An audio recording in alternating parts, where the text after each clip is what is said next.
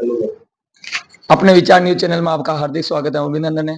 मेरे साथ आज जानी मानी हस्ती मनोज जी लोढ़ा, जो 6 डिस्ट्रिक्ट के प्रभारी हैं पाउंड ब्रोकर एसोसिएशन के। आज उनसे स्पेशल चर्चा करेंगे, बातचीत करेंगे कई व्यापारी मुद्दों पर। तो मनोज जी भाई साहब, आपका आभार अपने विचार न्यूज चैनल में। बहुत बहुत धन्यवाद मोतीलाल जी कि सबसे पहले आपको बहुत बहुत शुभकामनाएं कि आपने जो ये न्यूज चैनल जो जनता की आवाज़ है, देश की आवाज़ है, उसको आगे बढ़ाने का आप कार्य कर रहे हैं। उसके लिए मेरी तरफ से और मेरे एसोसिएशन की ओर से आपको हार्दिक हार्दिक बधाई और शुभकामनाएं। सर, आप राजस्थान से आकर तमिलनाडु के अंदर बिजनेस कर रहे हो सर, तो बिजनेस में क्या क्या चीजों की परेशानी आ रही है और कैसे क्या चल रहा है सर, उसके बारे में आप बताइए। देखिए, बिजनेस व्यवसाय के अंदर संघर्षी जीवन है और संघर्ष करते करते आदमी आगे बढ़ा है, लेकिन जब तक एकजुटता समाज के अंदर, व्यापार के अंदर, किसी भी काम में नहीं रहती है तो काफ़ी दिक्कतों का सामना करना पड़ता है। जैसे अभी चोरी के केस आते हैं, जहाँ जहाँ एकजुटता होती है तो उसका प्रभाव दिखता है, और जहाँ जहाँ पर एकजुटता नहीं दिखती है व्यापार में तो लोग त्रस्त होकर के हरास होते हैं, पुलिस का, प्रशासन का शिकार बनते हैं, और फिर ले दे करके मामलों को सलटा दिया जाता है। तो इसलिए एकजुटता बहुत अति आवश्यक है।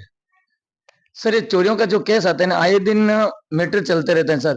तो आप तो सब लोग पैसा देकर ही माल रखते हो सर, तो इसमें कोई गवर्नमेंट में ऐसा कोई कानून नहीं है क्या सर? क्या कानून है इसका गवर्नमेंट में, उसके बारे में थोड़ी मुझे बताइए सर आप।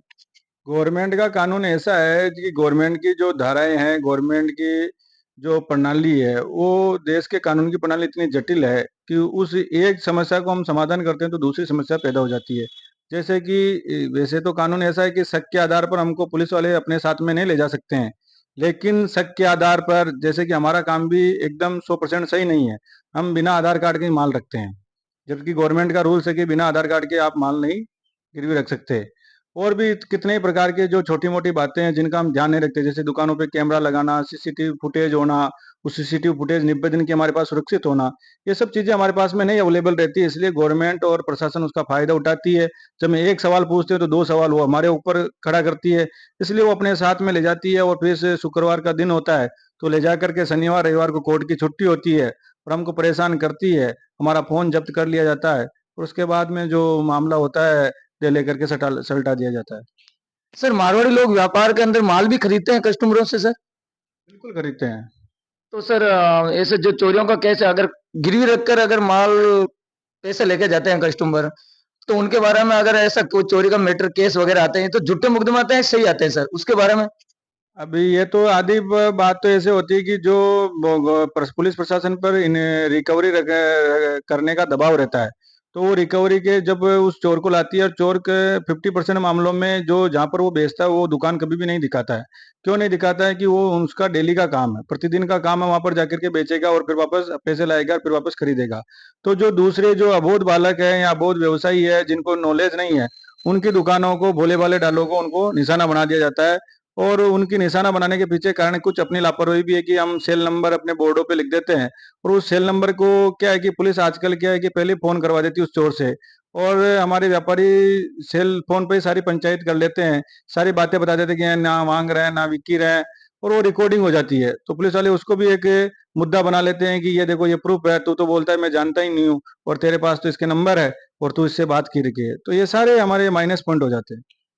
सर, कुछ ही दिनों पहले ये कर्नाटक अंदर ये गवर्नमेंट ने, कुमार स्वामी जब मुख्यमंत्री थे, जब ये कानून पास किया था सर कि जितना माल रखा हुआ है गिरवी, वो फ्री देना है कस्टमरों को।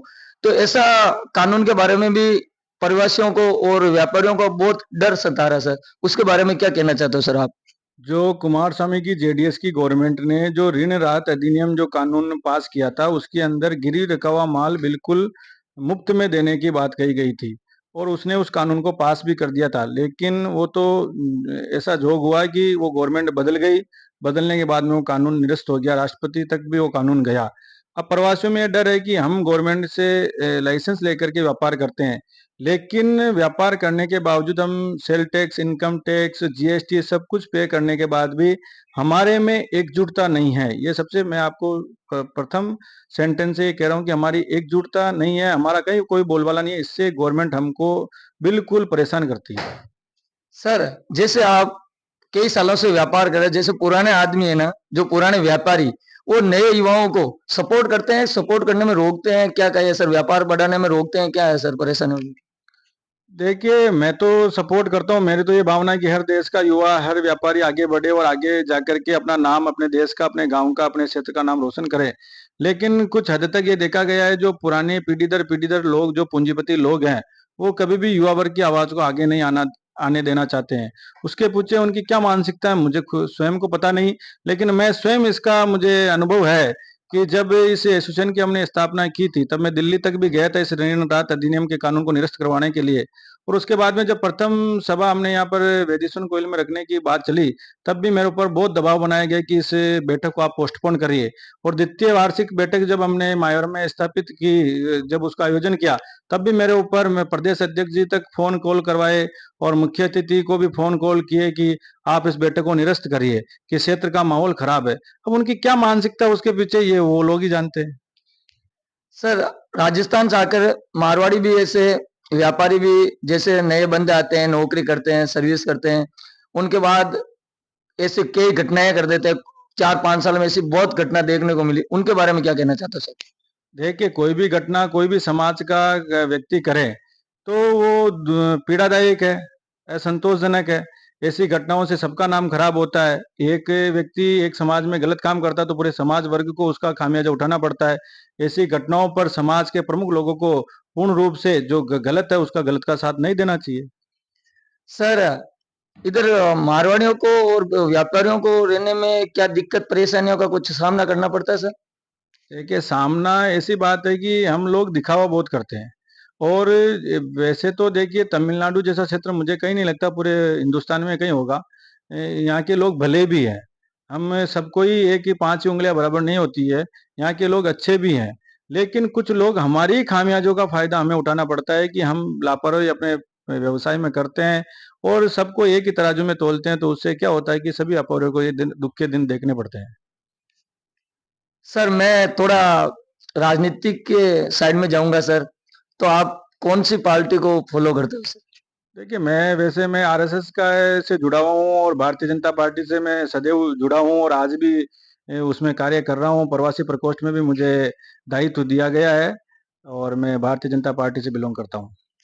सर, कुछ ही महीनों बाद लोकसभा चुनाव है, क्या वापस भारतीय जनता पार्टी आएगी सर?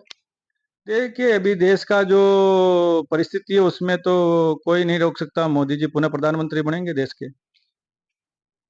सर, जो अभी गठबंधन चल रहा है कई पार्टियों का, नीतीश कुमार अलग हो गए हैं और ममता बनर्जी एक अलग ही जा रही हैं और अखिलेश यादव भी अलग जा रहे हैं, तो उनके बारे में?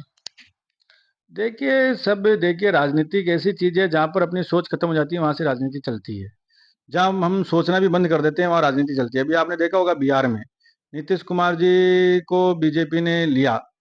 मैं थोड़ा पार्टी लाइन से अलग बात कर रहा हूँ आपसे कि बीजेपी को साथ में लेके आई, जबकि अमित शाह जी कुछ दिन पहले देश के गृह मंत्री गए और नीतीश कुमार जी के लिए दरवाजे बंद कर दे, ऐसा कहा गया। आपने ट्विटर पर देखा होगा, फेसबुक में देखा होगा, लोगों ने उसके ऊपर कहा कि दरवाजे तो अमित शाह जी ने बंद कर दिए, लेकिन चिटकनी लगाना भूल गए। तो ऐसी स्थितियां परिस्थितियां बनती है, मानसिक दबाव उस नीतीश कुमार जी को साथ में लेकर के जो इंडिया गठबंधन था, उसका ऐसा मानसिक दबाव पड़ा है कि वो पूरा तितर बितर हो गया। सर, अभी वापस किसान आंदोलन चालू हो गया सर। तो ये तो आए दिन ये पार्टियों, ये सब ऐसे आंदोलन वगैरह पार्टी ही करवाती है सर, अपनी सरकार लाने के लिए, विपक्ष को दमदार बताने के लिए। तो उनके बारे में क्या कहना चाहते हो सर? देश इससे तो कमजोर होता है सर बहुत। देखिए, अलग-अलग पार्टी का अलग-अलग विज़न रहता है। मैं नहीं मानता कि इससे देश कमज़ोर होगा और नरेंद्र मोदी जी बहुत पावरफुल व्यक्तित्व के धनी हैं। वो इन सब चीज़ों को कोई ज़्यादा महत्व नहीं देंगे और देश हित में जो भी कार्य होगा, वो ज़रूर करेंगे। राजस्थान में भी अभी सर लोग विधानसभा चुनाव थे सर, और नया मुख्यमंत्री चेहरा आया सामने, भजनलाल जी शर्मा। और अभी वो एक्शन में मूड में भी है सर, बुलडोजर वगैरह चल रहा है राजस्थान में। तो राजस्थान की सरकार के बारे में क्या कहना चाहते हो सर? क्या भजनलाल जी शर्मा के नेतृत्व में सरकार अच्छा कार्य कर पाएगी सर? देखिए, बिल्कुल चलेगी। राजे भजनलाल जी शर्मा एक नए चेहरे हैं और वो आरएसएस की पृष्ठभूमि से जुड़े हुए हैं और उन्होंने भारतीय जनता पार्टी के संगठन में महामंत्री के दायित्व पर कार्य किया है। तो उनका बड़ा लंबा अनुभव है और वो बहुत सीनियर मेंबर है और उनको काम करने की उनकी जो शक्ति है, परिस्थिति है, मैं उनको अच्छे से नज़दीक से जानता हूँ कि वो किसी दबाव में झुकने वाले, रुकने वाले नहीं हैं और राजस्थान का 5 साल में काया-पलट कर देंगे। सर अगर दूसरे राज्य के अलावा देखें ना सर, तो राजस्थान विकास के बारे में बहुत पीछे है सर। तो क्या कमी है राजस्थान में विकासों की? राजस्थान में विकास की कमी, सबसे बड़ी कमजोरी है कि राजस्थान में भजन कीर्तन वाले नेता ज़्यादा हैं। भजन कीर्तन वाले नेता होते हैं जो जीत के तो जाते हैं लेकिन वहां जाकर के बैठ जाते हैं। जैसे आप अजमेर लोकसभा क्षेत्र की आप बात कर लीजिए, पहले राशा सिंह जी कई बार सांसद रहे, लेकिन वो सांसद तो जरूर बन जाते थे लेकिन वहां जाकर कुछ बोलते ही नहीं थे। और आप जानते हैं राजनीति में जो बोलता है उसके भूंगड़े बिकते हैं, नहीं बोलता उसका कुछ भी नहीं बिकता है।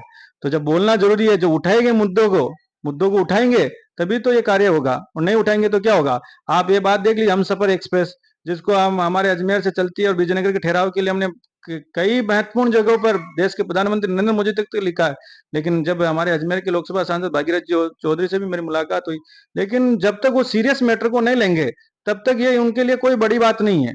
मैं बोल रहा हूँ आपको, उनके लिए बड़ी बात नहीं है। वही हनुमान बेनीवाल जी नागौर के सांसद है, उन्होंने इस मुद्दे को लोकसभा में उठाया और ये ट्रेन अजमेर तक चलती थी, उसको अजमेर से लेकर के कहाँ तक लेके गए, वो फिरोजाबाद तक लेकर के चले गए। सीकर होते हुए फिरोजाबाद तक जा रही है ट्रेन।